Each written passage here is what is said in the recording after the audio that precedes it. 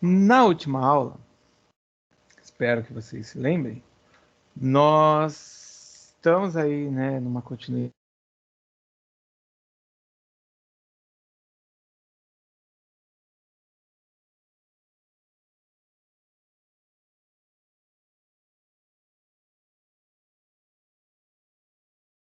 Professor, o senhor tá mudo. Ou a minha internet? Ele tá em silêncio. Gente, acho que ele microfone tá ligado. nada, parou também pra vocês.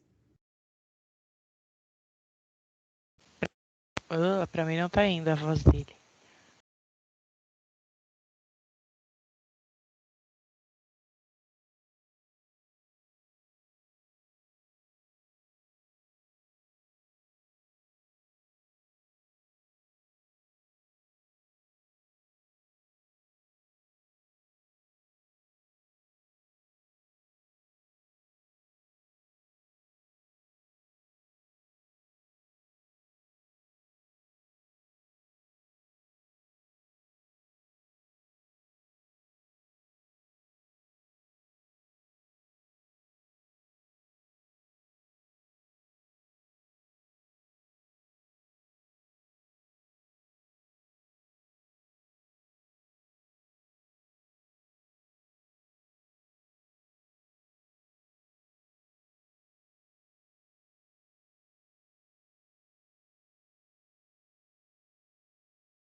Alô, galera?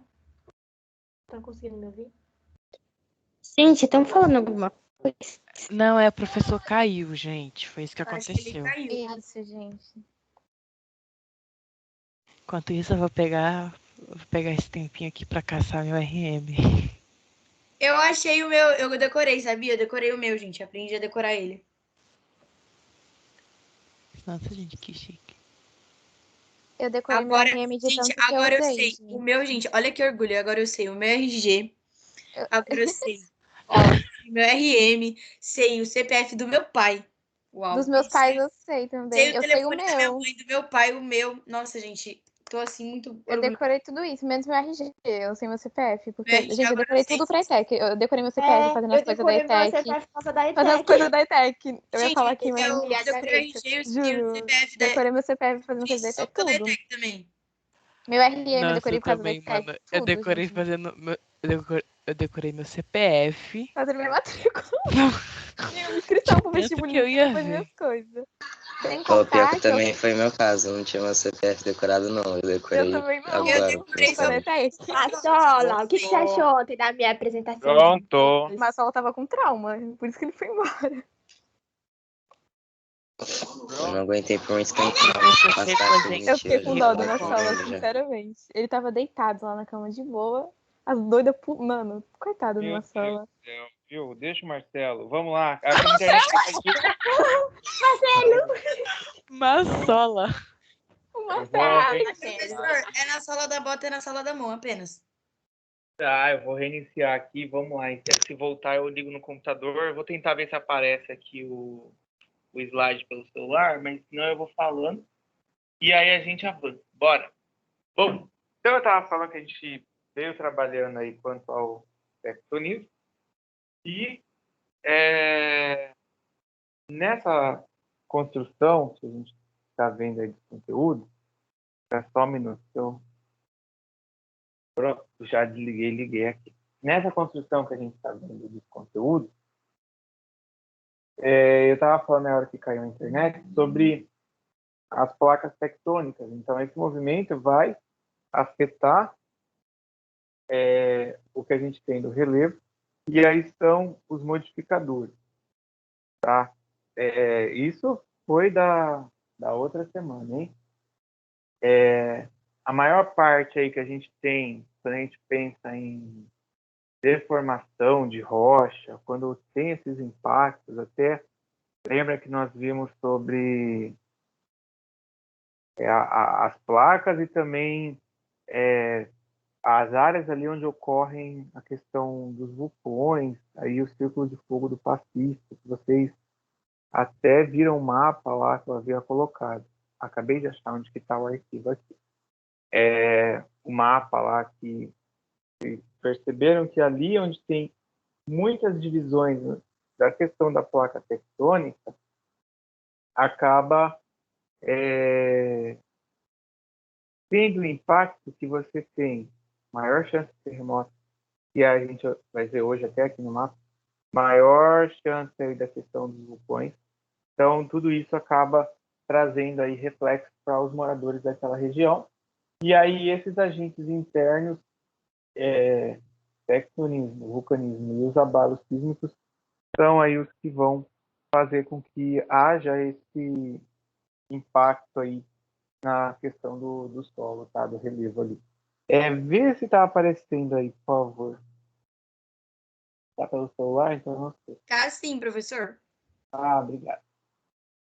É estranho que a internet ela nunca cai, mas resolveu. Para tudo tem uma primeira vez, professor. Fica calmo. Não, aqui não. Lá no escritório eu sei que já não dou aula de lá porque a Vivo oscila pra caramba a internet da Vivo.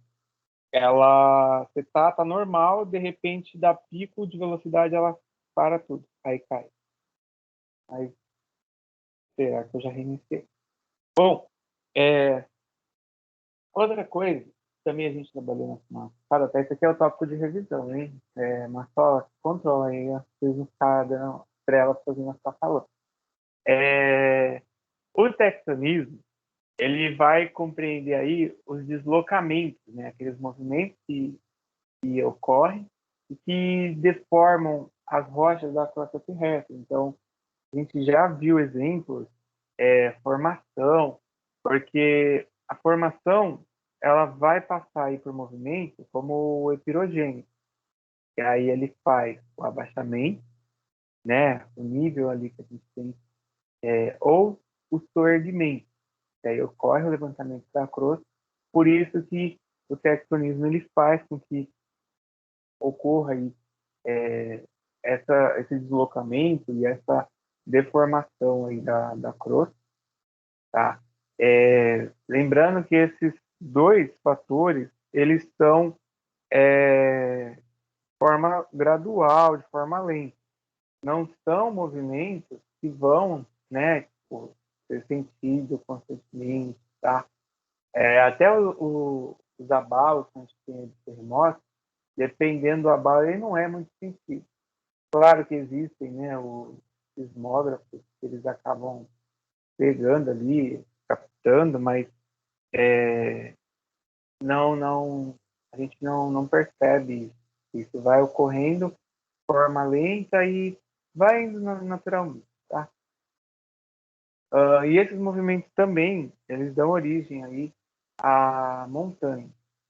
Então, depende, né, das rochas, né, que essa força, esse atrito acaba acontecendo, e aí a resistência faz com que ocorra aí essa movimentação.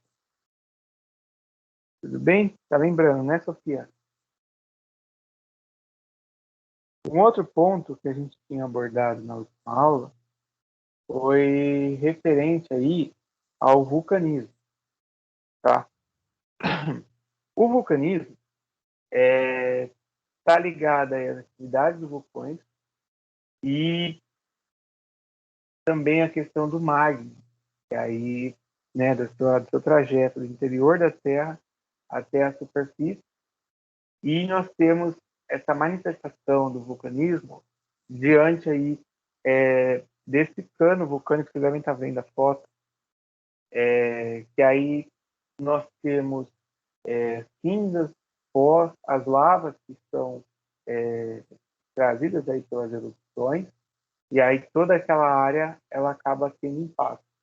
Lembra que eu comentei que a Europa, na Itália, alguns países aí, eles acabam sofrendo muito, primeiro porque o vulcão ele desperta, digamos assim, há o risco de quem mora próximo. Segundo, o espaço aéreo também acaba sendo afetado. E aí isso faz com que nós tenhamos, dentro aí da questão da população ou da questão econômica, comercial, um impacto grande que vai além do que você simplesmente ter o vulcão ali entrando em erupção. Foi? Não. E a gente vai, nessa construção, agora falar sobre os abalos sísmicos, tá? Até quando eu entrei na parte da revisão que tinha caído aqui, a gente estava vendo a revisão, eu vou falar dos abalos e a gente vai entrar na atividade aí do Golden Circle que vocês falaram que já conhecem, tá? Só lembrando. Ó, pronto. Bem, bora. Uma das coisas que mais acaba causando, ou acabam aí causando medo em populações que estão próximas a áreas aí dos limites das placas tectônicas, áreas que podem ser sentidos aí esses abalos, ou quando a gente tem encontro aí, né, o choque das placas, são os terremotos. Tá? Os terremotos, eles acabam destruindo diversas áreas quando o abalo aí ele é alto, aí perto de 5, 6, já causa bastante estrago. Existem territórios que pobres, né, que eles sofrem abalos e acaba, infelizmente, tendo um impacto muito grande, porque a população e o governo eles não conseguem aí dar conta, digamos assim, de que você faça com que o atendimento ocorra às pessoas. Então, quando eu falo, né, do atendimento, é no sentido de reconstrução, no sentido de suporte, de socorro à vida, de socorro às pessoas que sofreram ali o impacto. E isso é perceptível, por exemplo, no Haiti. Eu devo mais à frente aqui colocar algo quanto a isso, tá? Quando houve lá o abalo do Haiti, acho que foi em 2010, esse abalo ele acabou fazendo com que muitas pessoas morressem naquele país e o governo não deu conta de atender. Eu vou deixar o Lobão falar enquanto eu troco aqui a conexão. Fala, Lobão. Ah, tá. Não, professor, é tipo assim, é que eu tenho uma dúvida, né? Sobre o terremoto e o abalo sísmico. Tipo, o terremoto e o abalo sísmico, a gente sabe que é quando, vamos dizer, na maioria das vezes, é tipo, é ruptura de rocha, mas também o bagulho da placa tectônica, né? Pela movimentação das placas tectônicas. E só que assim, quando é muito forte, pode chegar tipo a quebrar o chão, porque tipo, senão não faria sentido quando quebra o chão, porque tipo, é quando se as duas placas tectônicas estivessem tipo se unindo, por que iria quebrar o solo, né, que a gente pisa no caso? Não sei se deu pra entender muito bem, mas Vejamos aí. Calma só um minuto. Pronto, troquei a tela aí.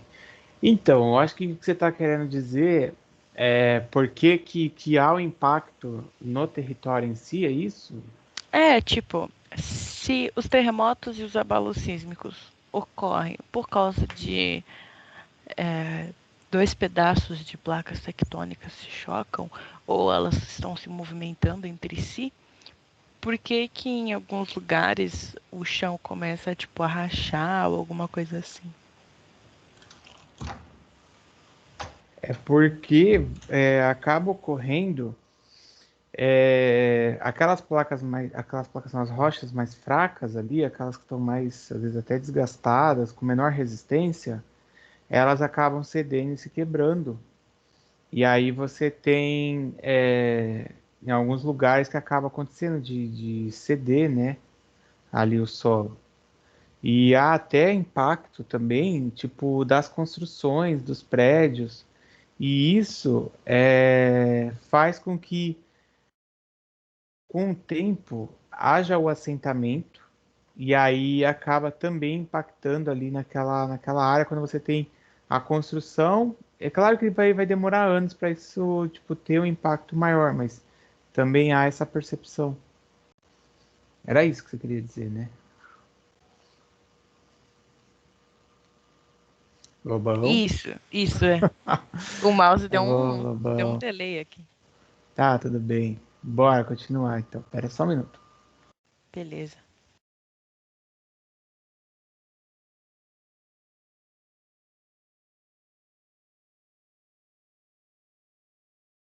Bom, prosseguindo. Então, esses abalos, eles, tá até aí que a Lobão já falou, né?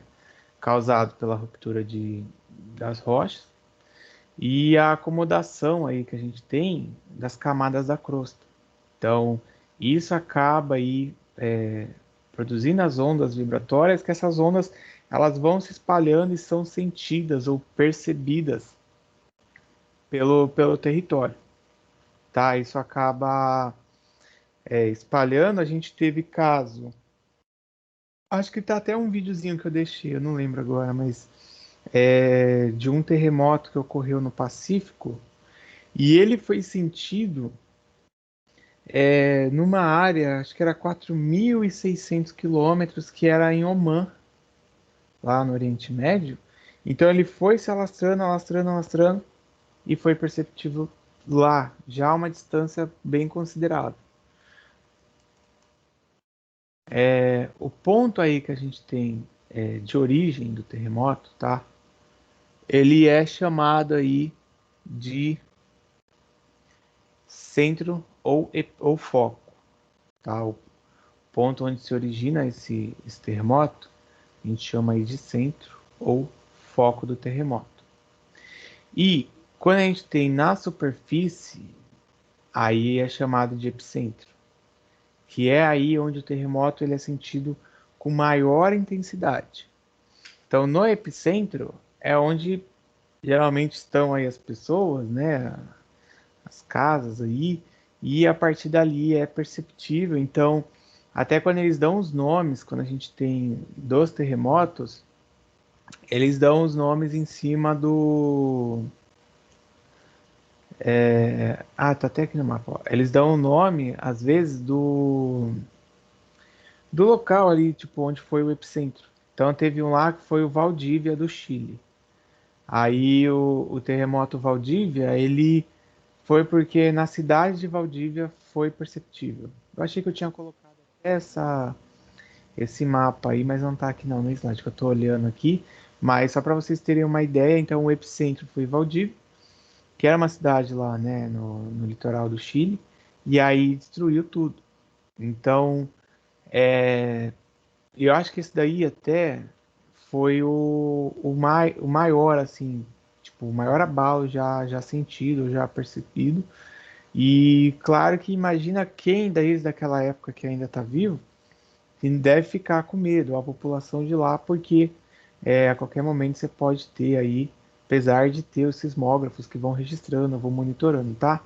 Que aí o sismógrafo, ó, ele acaba seguindo aí a escala Richter, e na escala Richter ele acaba indo aí de 1 a 9, e ele vai monitorando. Então, existem centros para isso, tá? Centros de estudos, centros de monitoramento, justamente para evitar que nós tenhamos o impacto maior, tá? Evitar, não quer dizer, né? Que tipo, terremoto vai acontecer e aí eles já avisam e já tira todo mundo. Ó, aqui tem só um quadrinho mostrando o grau aqui da escala, tá? Mas essa escala foi criada em 1935 pelos cientistas aí, o Charles Richter e o Benno Gutenberg, e ela vai a uma escala logarítmica. Então, tem até um exemplo assim, ó, se você vai de 5 a 6 graus, você pode achar assim, é só 1 grau de diferença.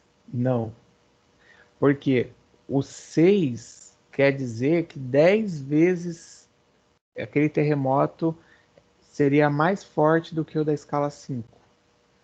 E aí, o 7 é 100 vezes mais forte ou mais destruidor do que o da escala 6 comparado com a 5.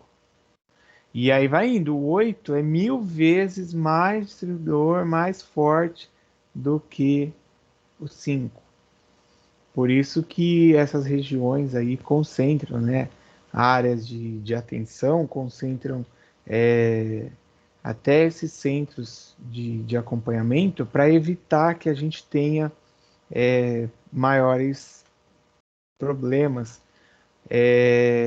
Eu me lembro, esse do Haiti, o meu primo foi chamado lá pelo exército para dar suporte, que eu estava até falando do Haiti antes, e nessa que ele foi para o Haiti, ele ficou lá, não sei, 6 meses, até mais, e acabou que a devastação, o governo brasileiro em missão lá humanitária, né, ajuda humanitária, acabou também dando suporte para o Haiti, porque quando ocorreu lá o do Haiti, ele acabou fazendo com que foi 7 o grau, né?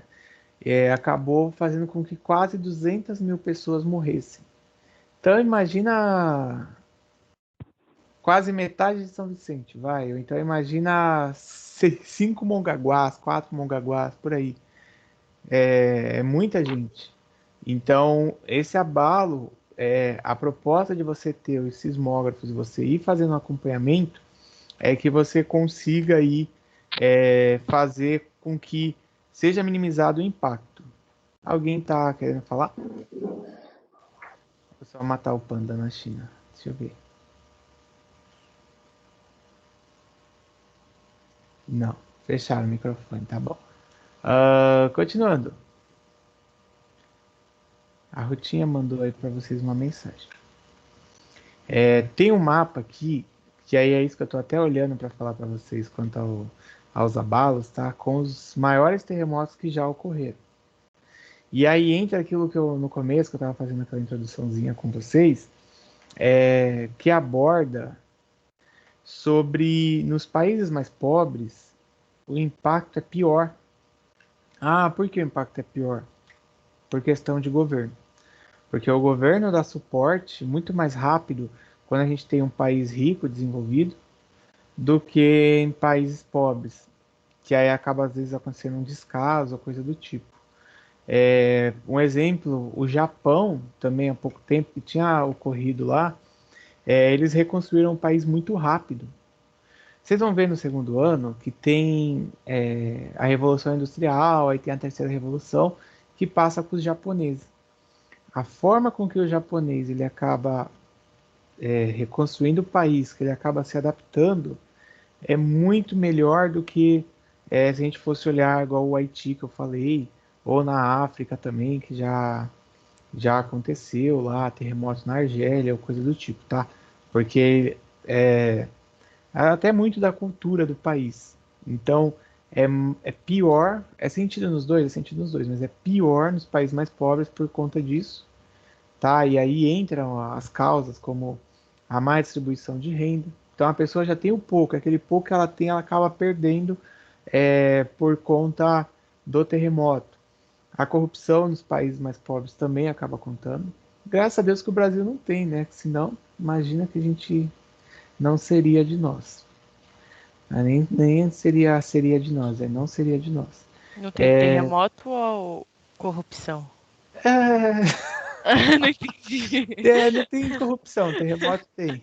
Bom, Tá. e tudo isso acaba atrapalhando até mesmo esse fator de corrupção, dos indicadores ruins, a reconstrução dos países, tá?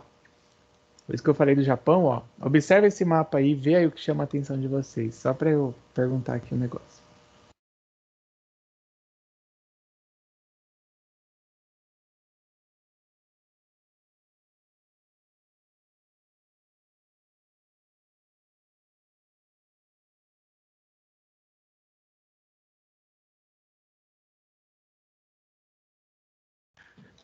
E aí, o que chamou a atenção? Nada? Não perceberam? Os números, assim, porque, tipo, aí aqui tem, que nem 2010, aí tem 8,8, que deve ser, tipo, o nível. Deve ser a escala de A escala. A escala. É o grau. Calma aí, qual país? Tipo, eu qual percebi região que você tá assim, falando? na ó, Ásia é aqui, bem 10 forte Brasil e ali. Chile, Bem 8,8. forte. E foi muito Tipo, só tem alto. 8.2, Ah, tá. 7.8, 4. aí é 8.3, Calma 8.9. aí, um de cada Tipo, vez. 8.9. pessoas não dá, Lobão, gente. segura o stop aí, Lobão. Vou ter que fazer igual eu faço com o outro aluno, que fica abrindo toda hora o microfone e a câmera. Eu vou bloquear você. Ó, a Maria Luísa, ela Isso. tá falando aqui, ó, é do Chile, né? Eu tava tentando entender. Era você que tá falando do Chile ou era Lobão? Era eu. Não falei nada, velho. Nem era Lobão, professor, que tava Era falando. eu, professor. Era Era É que eu eu. abri aqui pra olhar quem tava falando e era Lobão. Ô Maria Domingos, então Coitada. segura, deixa a Maria. Não, eu não tô falando Desculpa, nada. Lobão. Ai, eu vou ficar quieta. Era Tá bom. eu e a Malu. Malu, continua. Júlia, você não. Coração falou bom. Então, aqui que você está falando, o 8.8 aqui, eu até meti a borracha aqui, era para colocar a caneta. É o grau da escala.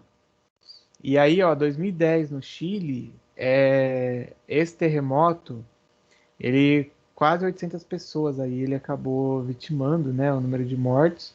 A gente percebe que o Chile todo está numa área aí complicada por conta da placa de Nazca aqui, ó. E tem mais a placa aqui também da placa americana que ele está dentro. E aquele que foi o maior, ó, que eu tinha comentado, tá vendo? Foi aquele de Valdívia, da cidade de Valdívia, que eu vou até colocar o vídeo aqui para vocês, ó, tá até aqui em cima o linkzinho dele, olha. Outro também que ninguém falou nada aí. Esse foi o maior em escala, tá? Mas Eu ia falar, tipo, o da China, eu ia falar da Ásia, né, no caso. Porque, tipo, a China e o Japão, eles têm grande, tipo, o grau é bem grande também, nessa região, no caso. Tipo, tem a placa aqui da Filipinas, então eu ia sim. falar isso. E, tipo, olha quantas pessoas também morreram. Tipo, ok, é antigo já, mas muitas pessoas morreram.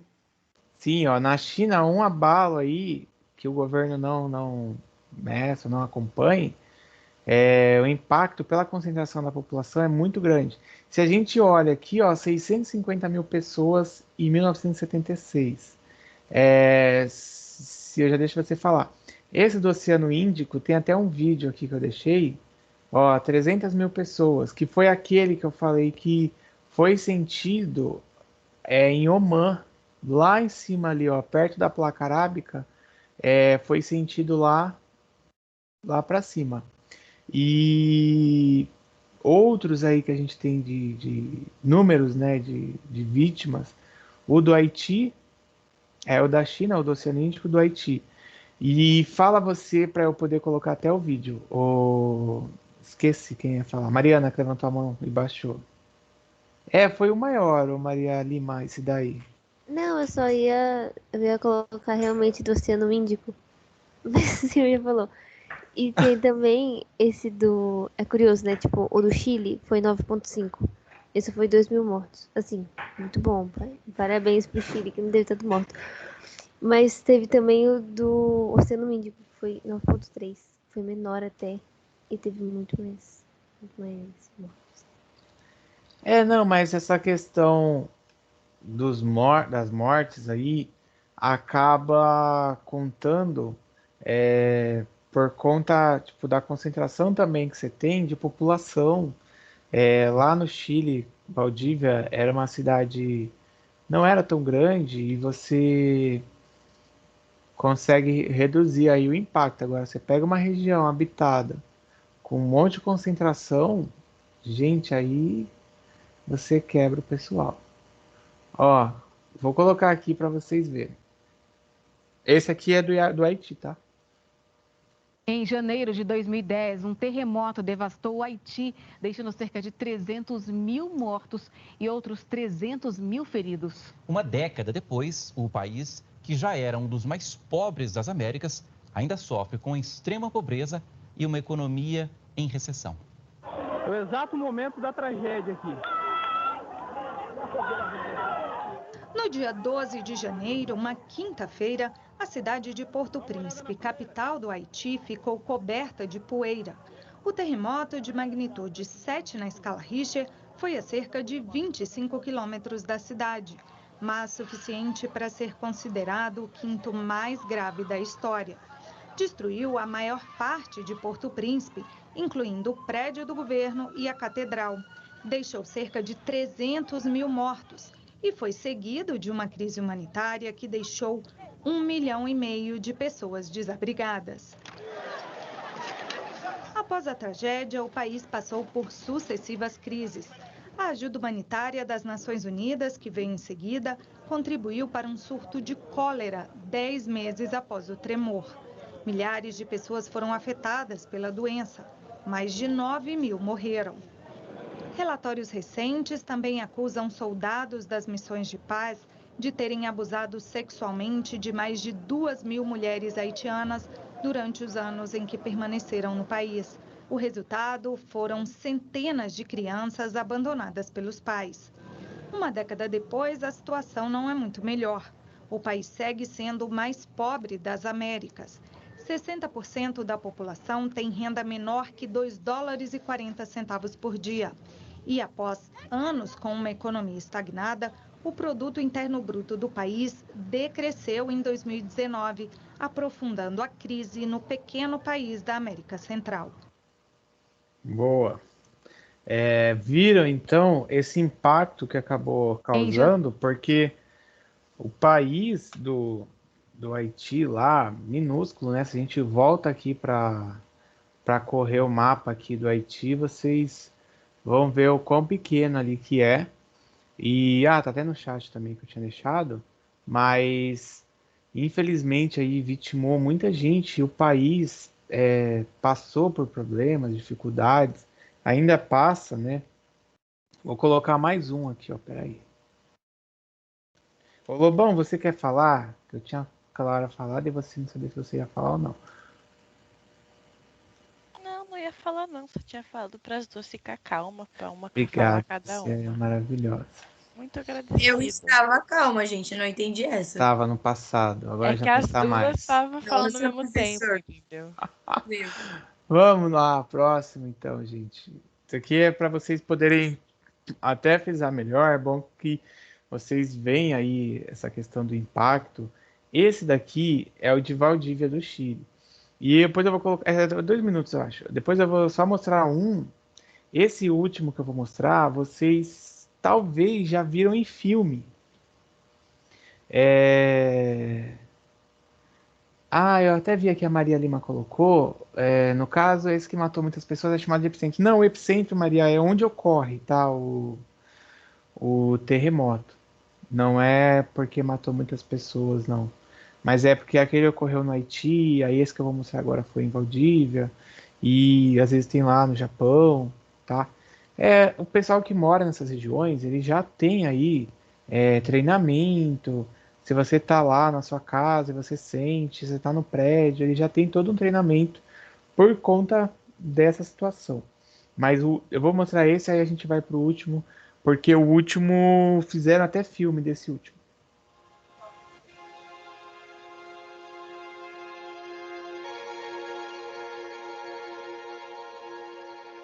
Ese día, un día domingo, a las 6 de la tarde, yo estaba trabajando. Estábamos en una pieza jugando y de repente empezaron los ruidos, unos ruidos raros.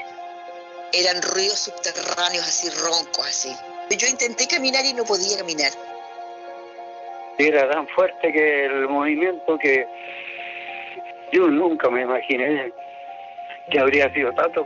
Había un edificio de cemento de 3 pisos. Yo decía, cualquier ratito se va a caer. Y yo miraba la casa de mi tía que se movía para lado y lado, así. Al otro que miraba y que veía eran los alambres de luz que se movían con los postes. Y las montañas se veían como se balanceaban para allá, para acá. Era impresionante, veías pasar de todo.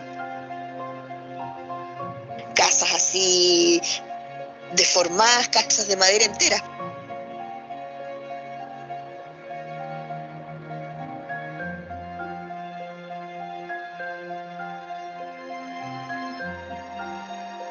Eso fue bastante dantesco, diría yo. Era espantoso porque ahí era gritar, gritos, sollozos, llantos.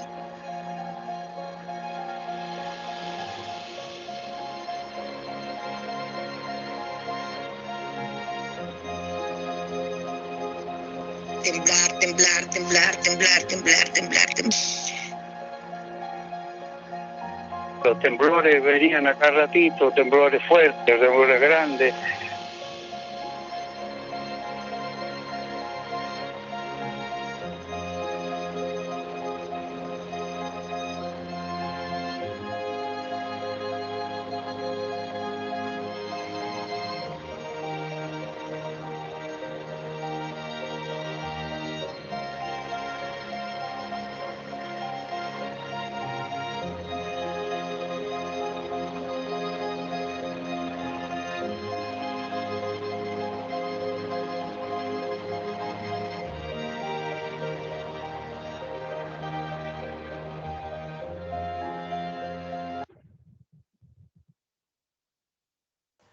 Viram aí, o impacto foi muito grande, né? Desse terremoto, mexeu bastante lá com o pessoal do Chile.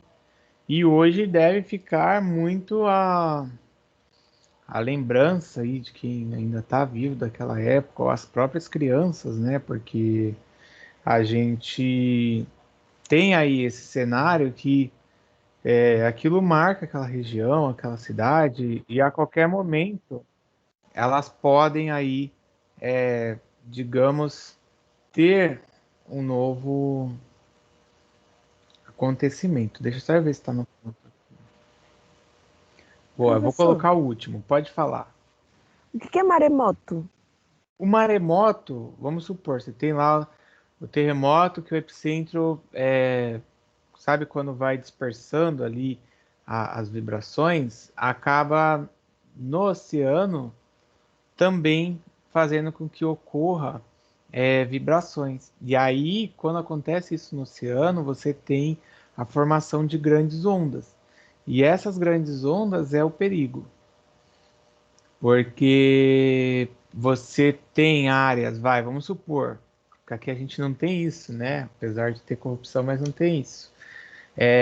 Se desse em São Vicente, como muitas casas estão em áreas onde é área de refúgio das águas, quando a maré sobe, quando tem ressaca, o terremoto ele faria com que a água invadisse com força e aí o maremoto devastaria a cidade, talvez aí uma boa parte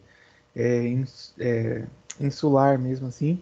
A gente tem algumas áreas um pouco mais altas, né, em São Vicente, ali na Antônio Merique, Professor? algumas poucas áreas, mas o maremoto ia acabar impactando bastante. Fala, não sei se é a Ayla, Luiz.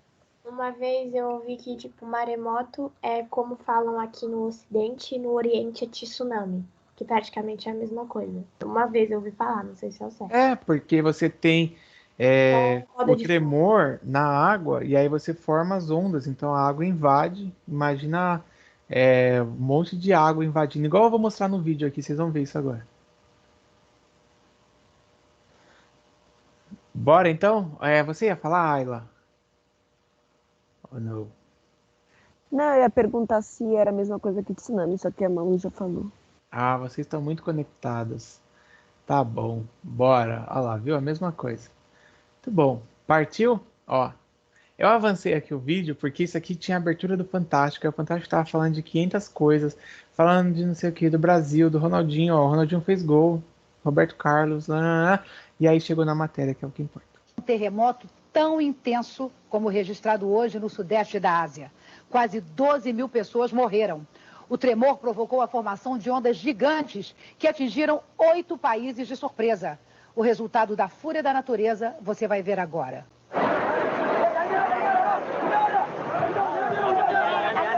Ó, o pessoal fugindo. Um cinegrafista amador registrou o momento. E a onda vindo lá atrás, gente. Num domingo de sol, todos foram pegos de surpresa pela onda gigante, conhecida como tsunami. Ela arrastou carros, barcos, invadiu casas. As águas levaram centenas de pessoas que estavam na praia para dentro do mar. Tudo começou com um terremoto que mediu 8,9 na escala Richter. A intensidade máxima da escala é 10. O epicentro foi no mar a oeste de Sumatra, uma das ilhas que formam a Indonésia. Uma parede de água com ondas de até 6 metros de altura avançou em várias direções, causando mortes na costa das Ilhas Maldivas, Sri Lanka, Índia, Bangladesh, Myanmar, Tailândia, Malásia e Indonésia. Em Sri Lanka, um cinegrafista filmou a chegada da onda a uma cidade da costa. A correnteza arrastou tudo o que encontrava pela frente. Pessoas desesperadas se agarravam onde podiam, tentando escapar. Muitas não conseguiram e foram levadas pelas águas. Pelo menos 3.500 pessoas morreram em Sri Lanka. Milhares estão desaparecidas. O governo pediu ajuda internacional para socorrer as vítimas. A destruição foi maior perto do epicentro do terremoto, na Indonésia. Em Sumatra, cidades inteiras foram destruídas pela combinação do tremor e da onda gigante, que causou inundações. Autoridades locais falavam em quase 4.500 mortos.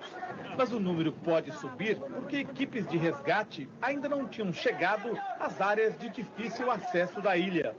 Prédios inteiros desabaram. Corpos arrastados pela força da água foram encontrados em árvores. Houve cenas de desespero dos parentes das vítimas. Nas Ilhas Maldivas, um paraíso turístico a 2.000 quilômetros da Indonésia, as águas inundaram 2/3 da capital. Um único aeroporto foi fechado. Um turista britânico morreu do coração ao ver que a onda gigantesca se aproximava dele. Esta turista conta que a onda invadiu o prédio onde ela estava com o marido. Os dois conseguiram escapar por uma janela. Ficaram agarrados a um poste enquanto a onda passava. Na costa da Índia, pelo menos 3.000 pessoas morreram. A onda empurrou navios que estavam ancorados para a praia e arrastou automóveis como se fossem de brinquedo.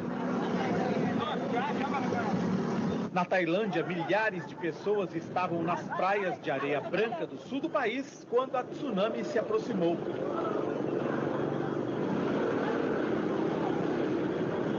Mais de 300 morreram e 5.000 ficaram feridas. Em várias partes da costa, moradores tiveram que fugir para regiões mais altas por causa das enchentes. Horas depois do terremoto que deu origem à tsunami, fortes ondas chegaram à costa de Omã, que fica a 4.600 quilômetros do epicentro.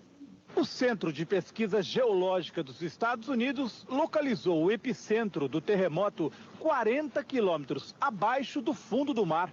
O tremor foi como uma explosão embaixo d'água, por isso gerou as ondas que causaram tanta destruição.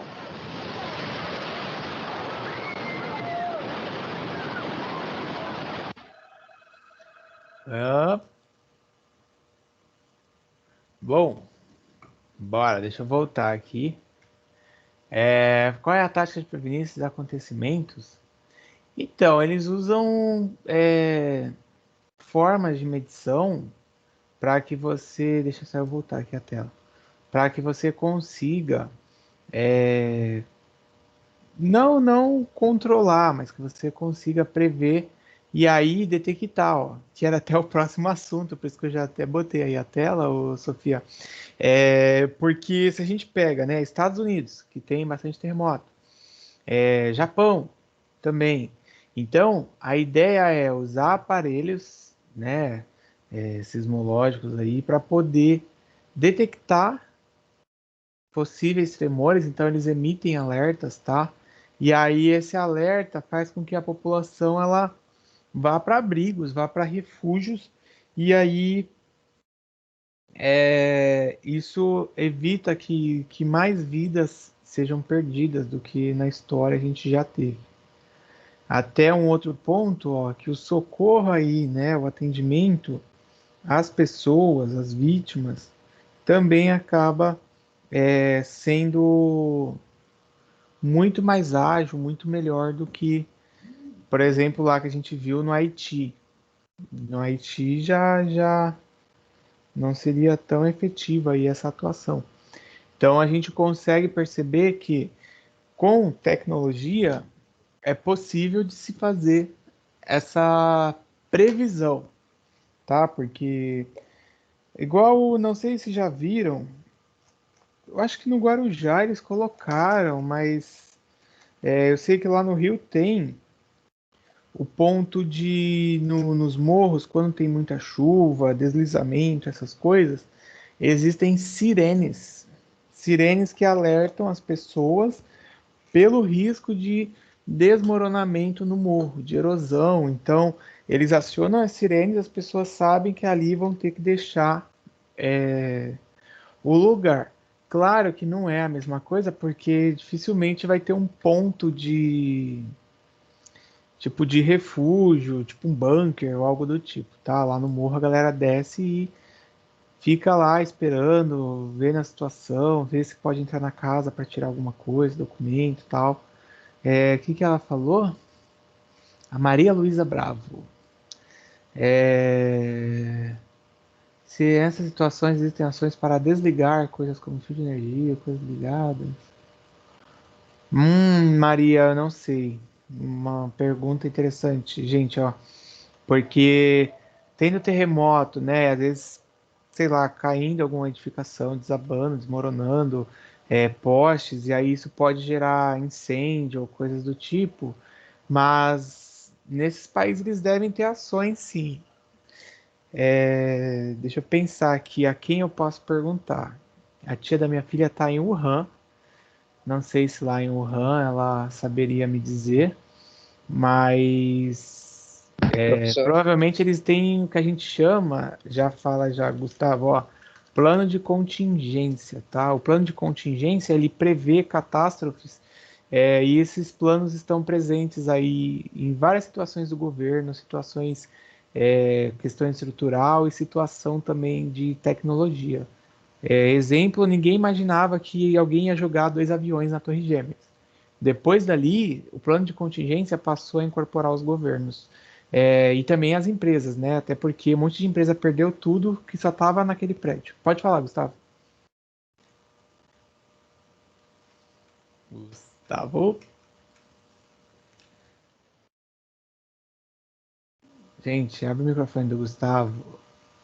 Ah, agora eu vi. Até tem, mas se desligar toda a energia, muitas pessoas iriam morrer. Irão ou iriam, não sei, mas iriam. Então, eles têm no seu plano, igual eu falei, o plano de contingência, isso já organizado. Porque eles já sabem onde é que tem hospital, onde é que... Até as construções também, a estrutura, eles já vão preparando para poder dar esse suporte, essa assistência. É isso que eu estou falando, eles, Japão, Estados Unidos. Agora, a Indonésia, que vocês acabaram de ver, que até fizeram um filme, lembra que eu falei que o último era até um filme que fizeram? Acho que era uma mulher lá, que ela era mãe de 2 meninos, e aí, com o tsunami, ela se perdeu de um dos filhos, aí foi a maior Era alguma situação. coisa da onda, né, professor? Ou nossa, Impossível? que já assisti assisti. isso. Todo mundo já assistiu esse filme, gente. Que é do Maremoto. Ó, Ou Impossível, Nossa, muita alguma coisa cultura, isso aí, gente. alguma coisa desse tipo, Então, gente. porque é a história desse caso aí que impactou pra caramba na época e aí virou até filme. Bem, partiu. Até aí, tudo bem? Professor, Oi, pode perguntar. posso falar rapidinho? Não, eu só ia falar que eles estavam falando sobre energia, assim, e teve um tsunami no Japão que ele foi agravado até por conta de uma usina nuclear. porque teve uma falha que aconteceu lá e por ter atingido aquela empresa, acabou que ficou queimando as coisas e aí muita gente morreu até por conta da descarga elétrica. Então, tipo, acho que também desligar não seria tão rápido, porque isso daí acontece muito rápido, então não dá para você pensar assim, vamos desligar tudo agora, porque até você pensar nisso já aconteceu, se você parar para pensar, que é muito rápido. Sim. Não é, né, uma certeza de você conseguir prever. Tinha em 2015 a previsão de ocorrer porque eles estavam percebendo uma falha geológica e que estava já iminente ali a possibilidade de acontecer um grande terremoto. Então eles já ficaram monitorando, aí eles interrompem, né, de certa forma, aí, a energia, a água, para que quando aconteça você consiga fazer a reconstrução mais fácil, porque no caso do Japão tem as usinas, contaminou muito o solo, aí você teve um impacto muito grande para aquela população local. E aí a gente pensa, né? Tipo, por mais que o Japão tenha recurso, tal, toda essa estratégia que eles usam de reconstrução, mas acaba impactando. Camille? Fukushima, tá, beleza. Bom, bora. Deixa eu ver aqui, que mais? Desligar tudo. Se é que já vem rápido e aí você não consegue, né, o Alessandra, porque aqui a gente tem Angra, né, como usina aí que acaba fornecendo energia. Lá no Japão eles usam mais, né, lembrando que não é todo mundo que segue aí o mesmo padrão do Brasil, usando hidrelétrica ou coisa do tipo. Eu fiz uma aula com o segundo que foi até mostrando aí as matrizes energéticas do Reino Unido, aí, Inglaterra, Escócia, Irlanda, Norte e a País de Gales, e eles têm acho que 3 ou 4 hidrelétricas só, porque isso vai muito da geografia do país, a possibilidade de se fazer. Então eles usam outras matrizes, carvão, energia nuclear, e aí vai indo, né? Boa. Bom, e aqui a gente termina a parte dos abalos, tá? Então, ó, só retomando aí, né, que os abalos eles acabam sendo medidos pela escala Richter. Nós temos aí, né, o centro, que é o ponto onde fica aí que ocorre o terremoto, e o epicentro está ligado aí ao local, tipo, na superfície ali onde que é com maior intensidade sentido, porque provavelmente foi ali que teve o grande impacto aí do terremoto. O sismógrafo acaba aí buscando fazer essa medição. E países pobres é mais difícil de você ter esse suporte, esse atendimento. Nós temos já os países ricos muito mais rápidos. E aqui o mapa que vocês viram sobre as principais tragédias, né? Graças a Deus que nós aqui, ó, lindinhos, ó. Até a Argentina tá de buenas aqui. Agora, já para cima aqui, ó, Colômbia. Aí já começa a complicar, né? Cuidado quando você for escolher seu destino de fazer aí o seu intercâmbio. Bom, eu vou pausar a gravação só desse sobre os abalos para eu poder